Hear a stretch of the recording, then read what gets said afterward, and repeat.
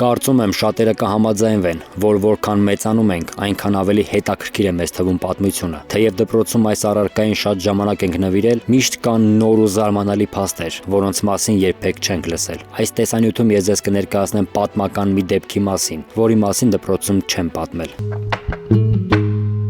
Չենք մոռանում բաժանորդագրվել Նարեկ Դեմիրճյան էջին։ Շնորհակալություն։ Փոքր Սառցե դարաշրջան։ Սառցե դարաշրջան ասելով հասկանում ենք ժամանակաշրջան, երբ կլիման խիստ սառչում է։ Նման ժամանակաշրջաններ երկրի վրա եղել են մի քանի անգամ։ Դրանց մեծ մասը տեղի է ունեցել շատ վաղուց, սակայն դրանցից մեկը նույնիսկ միջնադարյան մարդիկ են վերապրել։ Փոքր Սառցե դարաշրջանը սկսվել է 1303 թվականին եւ ավարտվել միայն 1850-ին։ Սա արմատապես փոխեց մարդկանց կյանքը, ստիպելով նրանց գոյատևել ծայրահեղ պայմաններում։ Ամենաշատը տուժեցին եվրոպական երկրները, որոնք հայտնվեցին աննախադեպ ցուրտ ձմեռների ազդեցության տակ։ Նույնիսկ ամառներն էին ցրտաշունչ, իսկ 17-րդ դարում դրանք դարձան անոմալ։ Հուլիսին եւ օգոստոսին երբեմն սկսվում են սառնամանիքներ, ինչը բերեց այն բանի, որ հողագործական տարածքները քիչ բերք էին տալիս, առաջացնելով սով։ Անասունների մեծ թվով անկում գրանցվեց, իսկ որոշ վայրերում թռչունները կլիմայի խստության պատճառով սառչում էին թռիչքի ընթացքում։ Մարդկային զոհերի թիվը անհայտ է։ Ոմանք մահանում են սովից,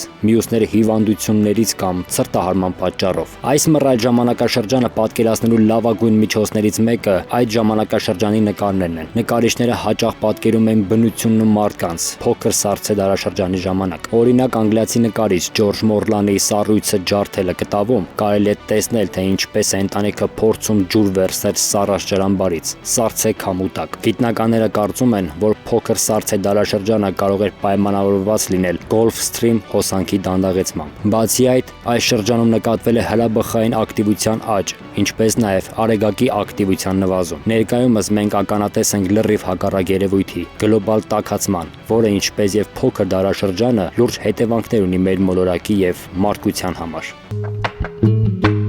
Չենք մոռանում բաժանորդագրվել Նարեկ Դեմիրճյան էջին։ Շնորհակալություն։